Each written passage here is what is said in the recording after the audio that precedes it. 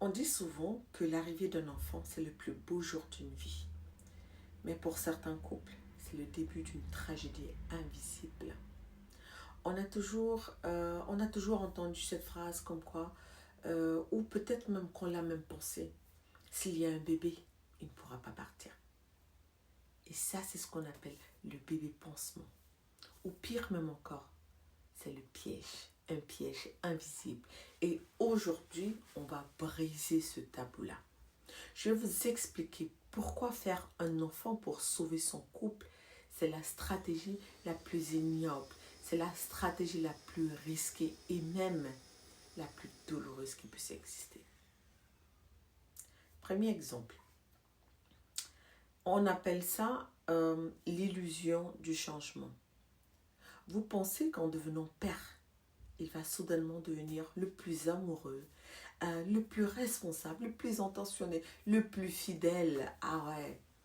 Mais la réalité, c'est qu'un nouveau-né, c'est du stress. C'est le stress de la fatigue, le stress des pleurs. Et si votre couple facilite déjà l'arrivée d'un enfant, ne va pas souder les morceaux. Ça va plutôt agir comme un amplificateur de vos problèmes actuels. Deuxièmement, le piège. Ah, le piège. On ne peut pas forcer l'amour par la loi, vous savez? Oui, parce que juridiquement, il aura des obligations. Selon le code civil, il devra assumer son autorité parentale. Il va vous verser une pension alimentaire. Il va faire ci, il va faire ça. Bref, tout ce qui va avec. Mais la réalité, c'est que la loi ne peut pas forcer quelqu'un à vous aimer. La loi ne peut pas forcer quelqu'un à vous respecter ou à être présent émotionnellement. Vous risquez de gagner un chèque chaque mois, oui, c'est vrai, mais vous allez perdre votre dignité et votre complicité. Et qu'est-ce qui se passe avec l'enfant? Qu'est-ce qu'il devient dans tout ça? Imaginez grandir en sachant un jour que votre rôle était d'être une encre pour un père qui voulait partir. Ça, c'est un poids. C'est un poids immense. Un enfant n'est pas un outil de négociation. Un enfant, c'est un être humain. Un être humain qui mérite d'être désiré pour lui-même et non pas pour ce qu'il peut apporter au couple. Il a besoin aussi d'être désiré. Il a besoin de cet amour-là pour lui. Je vous prends un exemple très simple. C'est l'histoire d'un couple qui ne se parle plus que pour se reprocher des choses. La femme se dit, s'il voit que je porte la vie, il reviendra. Et l'homme doute du début. Le problème, c'est que la grossesse apporte de la fatigue. On le sait. La grossesse apporte de la fatigue et le bébé des nuits sans sommeil. Et au lieu de les rapprocher, l'enfant devient un sujet de dispute supplémentaire. Ça rajoute les problèmes que vous aviez déjà. Qui va changer la couche? Pourquoi tu ne m'aides pas? Pourquoi tu n'es pas présente? Tu es toujours partie, je m'occupe toute seule de l'enfant. Et le pansement craque en moins de 6 mois. Ça lâche.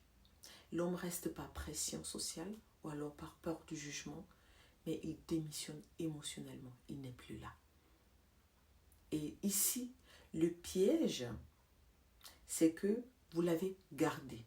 Ça a fonctionné comme vous vouliez, mais c'est juste en apparence. Parce que l'homme est resté sous le même toit, parce qu'il ne veut pas passer pour le salaud. Il ne veut pas passer pour celui-là qui abandonne une femme enceinte, qui abandonne une femme avec des enfants, mais physiquement, il n'est plus là. Il va rentrer tard. Il se réfugie dans le travail ou les jeux vidéo. Il ne regarde plus sa compagne, il est dehors. Ou même, il change de vie. Tu as gardé l'homme que tu voulais, mais tu as perdu ton partenaire. Elle vit une solitude à deux et encore plus, c'est très douloureux parce que tu as la présence d'un homme, mais il n'est pas là. La femme pense que l'enfant garantit une sécurité financière et une présence, mais la loi sépare le couple de l'enfant. Beaucoup pensent qu'un enfant lie les parents à vie. Ouais. Juridiquement, oui, c'est vrai. Mais amoureusement parlant, non, malheureusement. Pourquoi? Parce que l'homme finit par partir et la relation se transforme en une guerre d'avocats. Il finit par payer une pension alimentaire, mais il demande la garde alternée. Il va te donner ton chèque, il va te donner ton argent, mais vous êtes toujours en train de vous disputer. Et le résultat, c'est quoi? C'est que la mère se retrouve seule une semaine sur deux, loin de son enfant, toujours en conflit avec son ex. Et l'enfant grandit dans quel type d'atmosphère? C'est la question. Il grandit et après, il comprend qu'il a été un outil de manipulation. Imaginez cet enfant à 10 ans ou à 15 ans même. Il entend lors d'une dispute: ouais, je suis restée que pour toi. Ou alors, oui, c'est toi qui l'as voulu, ce gosse. Moi, je ne le voulais pas. Et l'enfant, il comprend. L'enfant comprend qu'il n'est pas le fruit d'un amour, mais un bouclier ou une chaîne. Et ce poids psychologique détruit l'estime de soi de l'enfant. Le piège finit par blesser la personne que vous avez longtemps protégée. Ça, c'est le piège. Un enfant grandit dans un climat où il n'y a pas de paix, il n'y a pas d'amour. Et en faisant un enfant avec un homme que vous voulez piéger, vous vous liez à lui à 18 ans. Ah oui, 18 ans. S'il est toxique, vous allez négocier chaque vacances, vous allez négocier chaque choix d'école, et là, vous n'avez pas gagné un homme, vous avez gagné un conflit perpétuel qui sera géré par le juge. Vous allez être toujours en train de vous tirailler. Et ça, c'est la partie sombre. Un enfant né pour tenir un homme n'est pas désiré pour qui il est, mais pour ce qu'il représente. C'est une chaîne. C'est une chaîne.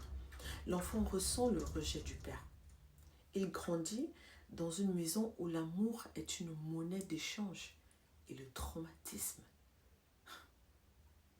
Plus tard, ces enfants, en fait, ils développent souvent un sentiment de culpabilité immense. Ils se sentent responsables du malheur de leur mère ou alors du départ de leur père. Et ça a des répercussions. Ça a des répercussions énormes. Là, on parle souvent de la mère ou du père, oui, mais parlons un peu de l'enfant. Qu'est-ce qu'il en est de l'enfant? Faire un enfant pour garder un homme, c'est lui donner une mission impossible avant même qu'il soit né. La première conséquence, mais vraiment brutale, c'est que pour l'enfant, il aura une certaine mission de sauvetage. En fait, il est la mission de sauvetage. L'enfant n'est plus un bébé, c'est un outil.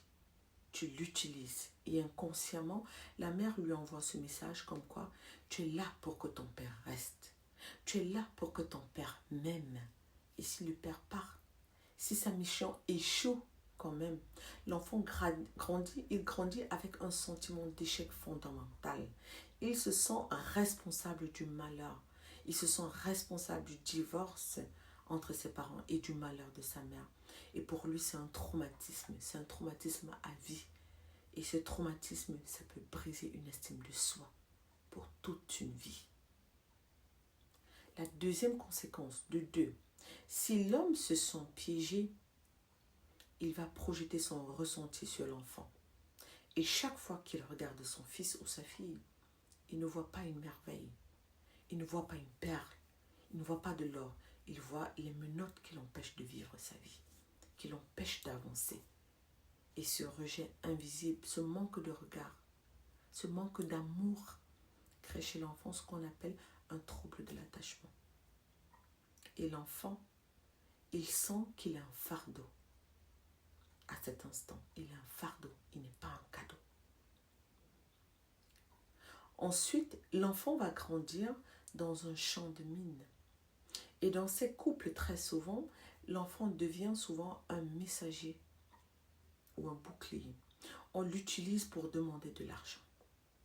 On l'utilise pour faire culpabiliser l'autre ou alors pour obtenir des informations. Et là, il grandit dans un climat de tension permanente. Et selon les experts de l'enfance, on dira c'est l'exposition prolongée au conflit qui entraîne, ce sera un signe de maltraitance. Ils vont dire c'est de la maltraitance psychologique. Et ça peut entraîner plus tard des retards de développement ou alors même des troubles du comportement à l'école. L'enfant, ses résultats à l'école, on va dire il est bête, il est si, alors que émotionnellement, il est attaqué. On a également le miroir déformant de l'amour. Quel modèle de couple cet enfant va-t-il avoir? Il apprend que l'amour, c'est de la manipulation. C'est le chantage, c'est la contrainte. Et une fois qu'il est adulte, il risque de reproduire ce même schéma. Soit en devenant un manipulateur, soit en acceptant d'être piégé, soit en devenant toxique, tout simplement.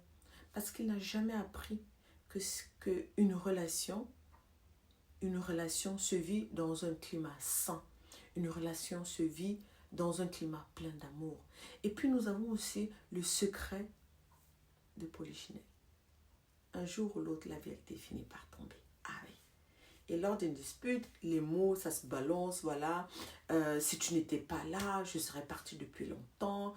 Oui, c'est ta mère qui te voulait. Ta mère t'a fait pour me coincer. Et à cet instant, l'identité de l'enfant vole en éclats. Il comprend qu'il est né d'un calcul.